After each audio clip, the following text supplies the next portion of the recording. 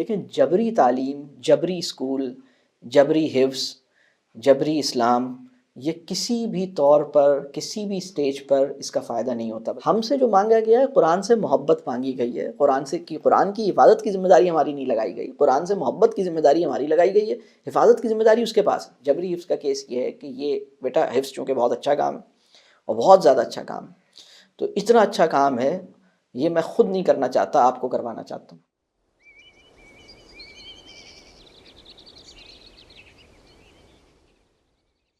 ہم جب یہ کہتے ہیں کہ بچے اپنے اختیار کا درست استعمال کریں، وہ اپنی چوائسز میں ٹھیک ہو جائیں، اس کا مطلب یہ نہیں ہے کہ ہم ان کے سامنے 2-3 چوائسز رکھ دیں اور ہم کہیں کہ یہ 3 چوائسز ہیں، ملٹیپل چوائس کویسچن کی طرح زندگی آفر کر دیں۔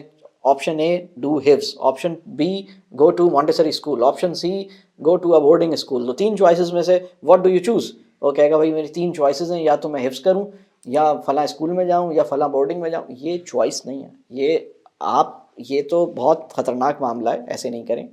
اور چوائس کا مطلب یہ ہے کہ وہ کیا چاہتا ہے اور کیسے چاہتا ہے اور کیوں چاہتا ہے، یہ وہ خود سمجھے گا، اور اس کے اندر وہ بہرحال ایک ایکسپیریمنٹ کا بھی فیز ہوگا، اس کو سیکھے گا، بعض اوقات ریئلائز کرے گا، کوئی چیز اس نے انیشیٹ کی ہے، اس کو ریئلائز ہوگی کہ یہ مجھے نہیں کرنی چاہیے تھی۔ خاص طور پر یہ جو دیکھیں، جبری تعلیم، جبری اسکول، جبری حفظ، جبری اسلام، یہ کسی بھی طور پر کسی بھی سٹیج پر اس کا فائدہ نہیں ہوتا، بلکہ یہ جو میں نے لفظ استعمال کیا ہے نا، جبری حفظ، اسی کا جو آلٹرنیٹ لفظ میں استعمال کرتا ہوں وہ ہے اختیاری حفظ۔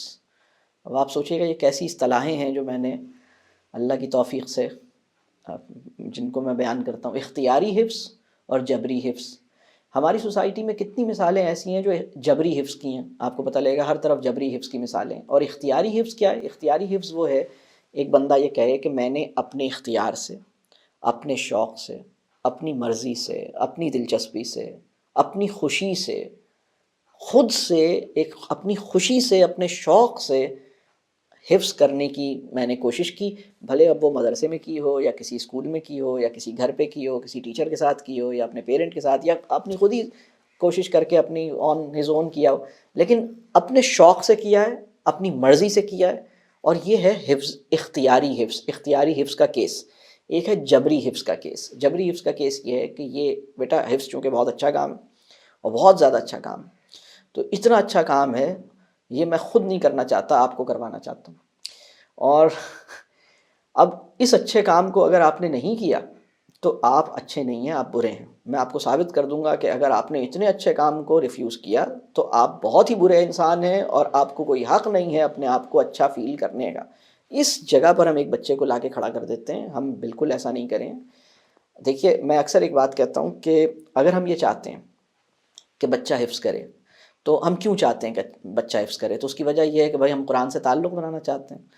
تو قرآن سے تعلق اگر ہم بنانا چاہتے ہیں تو ہمیں یہ دیکھنا ہے کہ جو کام بہت اچھا ہے وہ ہم اپنے لیے کیوں نہیں پسند کرتے۔ ہمیں اپنے لیے پسند کرنا ہے نا، ہمیں اپنے اختیار کا اپنے اوپر استعمال کرنا ہے۔ تو ہم یہ کہیں بیٹا میں الحمدللہ اس محنت میں لگا ہوں۔ اب ظاہر سی بات ہے کہ اس ایج میں جو ہماری جو بھی اب اس وقت ایج ہے 35 40 50 جو بھی ہماری عمر ہے، اس ایج پہ اب ظاہر سی بات ہے کہ کچھ ذہن بھی اب اتنا ویسا نہیں ہے، ہم اتنے فریش بھی نہیں ہیں، اتنی انرجی بھی نہیں ہے، کاموں کا بھی لوڈ ہے۔ تو ہو سکتا ہے کہ جو ہم حفظ شروع کریں اس کو ہم 1 آیت 1 ویک کی بیسس پہ، یا 1 آیت 1 منتھ کے اندر ہمیں شاید یاد ہو، اور ہو سکتا ہے کہ 15 سال لگیں، ہو سکتا ہے 20 سال لگیں، اور ہو سکتا ہے زندگی بس ہم چونٹی کی رفتار سے یہ کام کر رہے ہوں اور ہمارا آخری ٹائم آ جائے اور ہم دنیا سے چلے جائیں۔ یعنی قرآن سے تعلق بنانے کی جو ایفرٹ ہے نا، یہ اصل میں رب کریم ہمارے اندر دیکھنا چاہتے ہیں کہ ہمارے اندر وہ ہم اپنے آپ کو کتنا ہم نے اس میں لگایا۔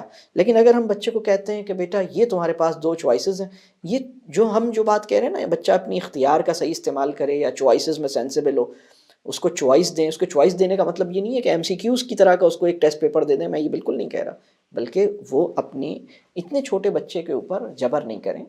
اور اس کو اگر ایک بچہ نہیں پڑھ رہا تو کوئی بات نہیں، اس میں کوئی پریشانی کی بات نہیں ہے، پڑھ لے گا انشاءاللہ، اتنی پریشانی کی بات نہیں ہے، کوئی ایسی مطلب پڑھنا فرض نہیں ہے اس کے اوپر، حفظ بھی فرض نہیں ہے اس کے اوپر، جو چیز اللہ نے اس کے اوپر فرض نہیں کی ہے وہ اس کو نہ کروائیں۔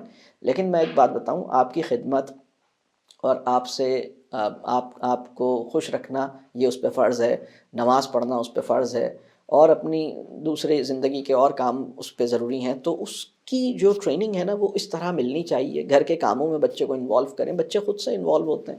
میں تو اتنے بچوں کو جانتا ہوں جو اپنے پیرنٹس کو خوش کرنا چاہتے ہیں، لیکن پیرنٹس ان سے خوش نہیں ہوتے.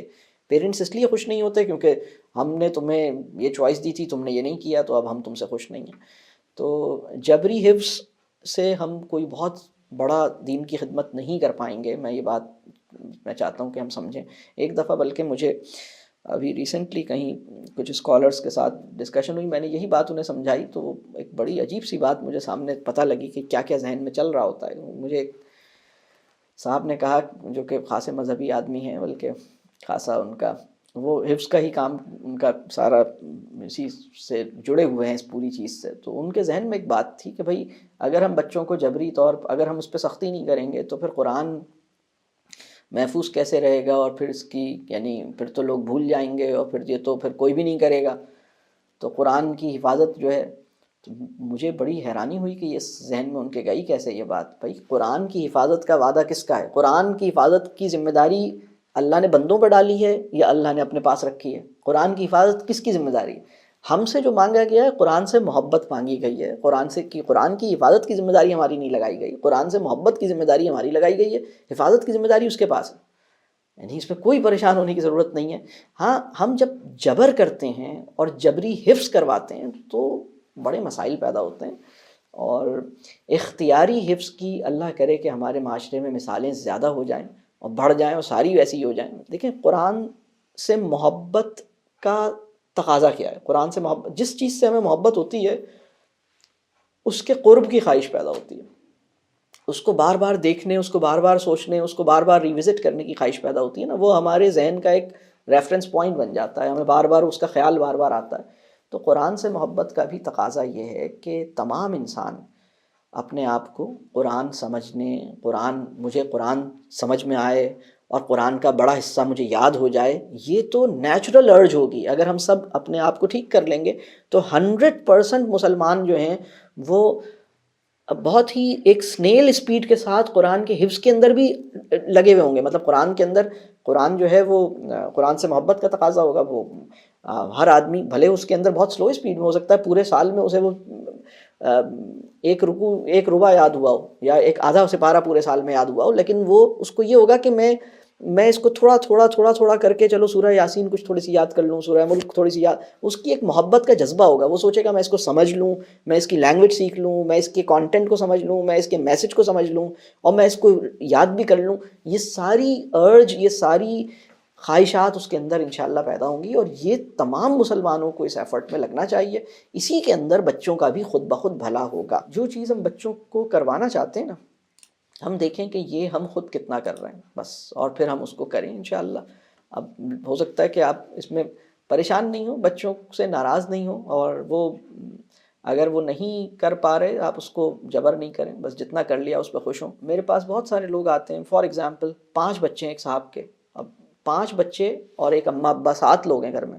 انہوں نے کیا کیا، گھر میں ایک بچے کو انہوں نے جبری حفظ میں ڈالا. اب یہ میں جو لفظ استعمال کر رہا ہوں، اللہ آپ کرے، تو بہت جبری حفظ کا کیس میں تو بول رہا ہوتا ہوں کہ اچھا یہ جبری حفظ کا کیس ہے، یہ اختیاری حفظ کا کیس ہے. اختیاری حفظ کے تو پوری زندگی میں ڈھونڈوں گا تو گنتی کے 10-20 واقعات مجھے اختیاری حفظ کے نظر آتے ہیں. زیادہ تر جو جبری حفظ کے کیسز ہیں. تو مجھے ایک صاحب ملے، انہوں نے کہا کہ بھائی میں نے فلاں بچے کو میں نے حفظ میں ڈال دیا، اور وہی جبری حفظ کا ہی کیس تھا. تو میں نے ان سے پوچھا کہ یہ جو باقی 4 ہیں، یہ سوتیلے ہیں یا اپنے ہیں، سگے ہیں؟ کہنے لگے کیا مطلب؟ میں نے کہا یا تو یہ سوتیلا ہے یا باقی 4 سوتیلے ہیں.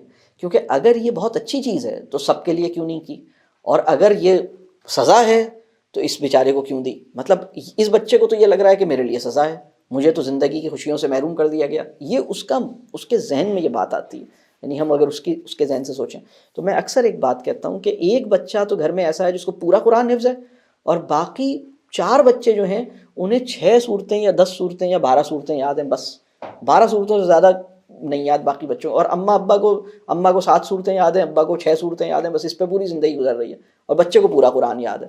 تو میں اکثر اس بات پہ کہتا ہوں کہ اس سے بہتر ہے کہ گھر کے تمام لوگوں کو 2-2 پارے یاد ہوں، تمام لوگوں کو 2-2 پارے یاد ہوں، تمام لوگوں کو گھر کے تمام لوگوں کو ان سب کا جو قرآن کے ساتھ انوالومنٹ ہے وہ بڑھ جائے، وہ زیادہ بہتر آپشن ہے اس میں کہ بھائی تم ایک تو پورا یاد کر لو اور ہم سب جو ہیں وہ بس 4 6 8 صورتوں میں باقی زندگی گزار دیں. تو یہ جو بچہ بھی سوچتا ہوگا کہ بھائی یہ اتنا اچھا کام میرے والد صاحب نے، مطلب بہت سے لوگ مجھے ملتے ہیں وہ کہتے ہیں سر لیکن میرے ابا نے بڑا اچھا کیا کہ انہوں نے مجھ پہ اس وقت تو بڑا جبر کیا، میں نے اس کو سمجھا نہیں، اب انہوں نے مجھے کرا دیا، میں حفظ کر لیا میں نے، لیکن انہوں نے بڑا اچھا کیا مجھے، انہوں نے حافظ بنا دیا.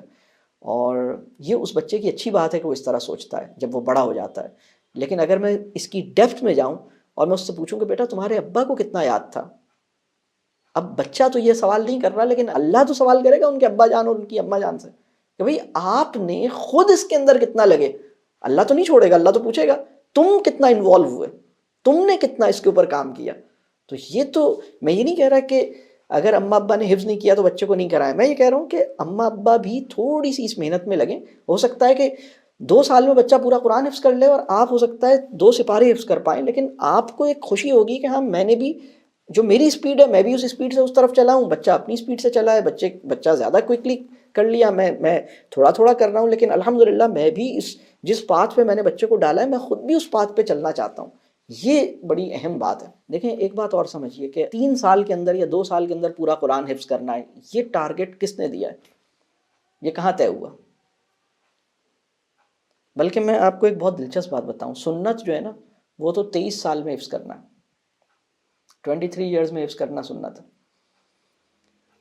رسول اللہ صلی اللہ علیہ وسلم نے تو 23 ایئرز لگائے تھے بھائی، مطلب یہ تو پورا نزول اتنے ہی ٹائم میں ہوا تھا. اور میں جو اس میں کہنا یہ چاہتا ہوں کہ ہم بچوں پہ بڑی سختی کرتے ہیں، آپ سہولت کے ساتھ کریں، یعنی انشاءاللہ آپ یہ نہیں سمجھیں کہ ابھی وہ بچہ کوئی بڑا، اللہ آپ کے بچوں کو متقین کا امام بنائے. جو ہمارے لیے بڑی دعا ہے وہ یہ ہے کہ ربنا